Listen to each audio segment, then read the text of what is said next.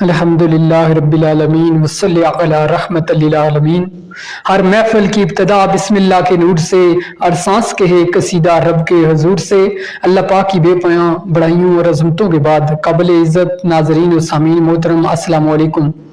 یقیناً زندگی ایک آزمائش ہے، اور اگر آپ نے ابھی تک اس کے مقصد کو جاننے کی کوشش نہیں کی تو ہمارے چینل زندگی میں اسلام پر ہر ویڈیو کو دل سے سنیں، سمجھیں اور اپنائیں۔ آج میں آپ کے سامنے ایک حدیث شریف پیش کرتا ہوں جس سے آپ کو حدیث کی روشنی میں اسلام کی بنیادوں کو سمجھنے میں مدد ملے گی۔ حضور پاک سرور کائنات صلی اللہ تعالی علیہ وسلم نے ارشاد فرمایا، اسلام کی بنیاد 5 چیزوں پر ہے۔ نمبر 1، اس بات کی گواہی دینا کہ اللہ کے سوا کوئی معبود نہیں اور محمد صلی اللہ علیہ وسلم اللہ کے رسول ہے۔ نمبر 2، نماز قائم کرنا۔ نمبر 3، زکوٰۃ دینا۔ نمبر 4، رمضان کے روزے رکھنا۔ اور نمبر 5، بیت اللہ کا حج کرنا۔ یہ 5 ارکان اسلام کی بنیادیں ہیں۔ اگر یہ بنیادیں نہ ہوں تو دین کی عمارت کھڑی نہیں ہو سکتی۔ ان کے مختصر سے تشریح بھی پیش کیے دیتا ہوں۔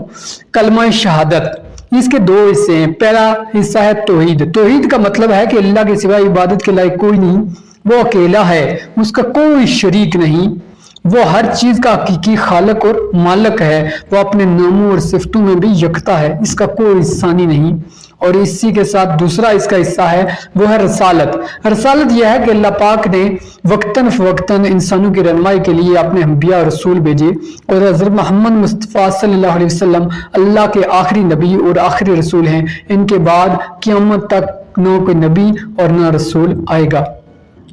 جب ہم یہ کلمہ پڑھ لیتے ہیں تو ہم شرک سے نکل کر توحید کی روشنی میں آ جاتے ہیں، اور اس کے بعد جو سب سے پہلا کام ہے، سیکھنے والی افضل ترین عملی عبادت ہے، وہ ہے نماز۔ نماز دین کا ستون ہے۔ قرآن میں ارشاد ہے، نماز قائم کرو، بے شک نماز بے حیائی اور برائی سے روکتی ہے۔ نبی صلی اللہ علیہ وسلم نے فرمایا، نماز کو چھوڑنے والا کفر کے قریب ہے۔ مطلب اسلام اور کفر میں فرق کی نماز ہے۔ دن بھر میں 5 نمازیں فرض ہیں۔ نمبر 1 فجر، نمبر 2 ظہر، نمبر 3 عصر، نمبر 4 مغرب اور نمبر 5 عشاء۔ نماز کو پڑھنا، اس کے مسائل سیکھنا، اہل و عیال کو سکھانا ایک اہم دینی فریضہ ہے جس کے بغیر کوئی بھی شخص کامل مومن نہیں ہو سکتا۔ نمبر 3 ہے جی زکوٰۃ۔ زکوٰۃ مال کی پاکی ہے۔ اللہ پاک قرآن میں فرماتا ہے، اور ان کے مال میں سے صدقہ لو تاکہ تم ان کو پاک کرو اور ان کا تزکیہ کرو۔ یہ دولت کا توازن قائم رکھتی ہے اور محتاجوں کی مدد کرتی ہے۔ یہ صاحب استطاعت لوگوں پر فرض ہے جس کے پاس 7.5 تولے سونا یا 52 تولے چاندی یا چاندی کی مقدار کے برابر نقدی یا اشیاء ضرورت سے زائد سامان ہو، اس پر زکوٰۃ ادا کرنا اور اس کے مسائل سیکھنا فرض ہے۔ نمبر 4 ہے جی روزہ۔ روزہ صبر، تقوی اور ضبط نفس کی تربیت ہے۔ اللہ تعالیٰ قرآن پاک میں ارشاد فرماتے ہیں، ہے ایمان والو، تم پر روزے فرض کیے گئے جس طرح تم سے پہلے لوگوں پر فرض کیے گئے تھے تاکہ تم پرہیزگار بن جاؤ۔ رمضان کا روزہ دل کو اللہ سے جوڑتا ہے، یہ گناہوں کا کفارہ ہے، انسان کے دل سے زنگ و میل کو دور کرتا ہے۔ رمضان کے پورے ماہ کے روزے رکھنا ہر عاقل و بالغ مسلمان پر فرض ہے۔ اور دین اسلام کا 5واں اور آخری رکن حج ہے۔ اگر استطاعت ہو تو حج کرنا۔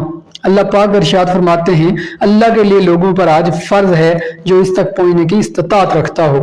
اگر کسی شخص کے پاس ضروریات زندگی سے زائد اتنی رقم ہو جس سے حج ہو سکے تو زندگی میں ایک بار اس کا ادا کرنا فرض ہے۔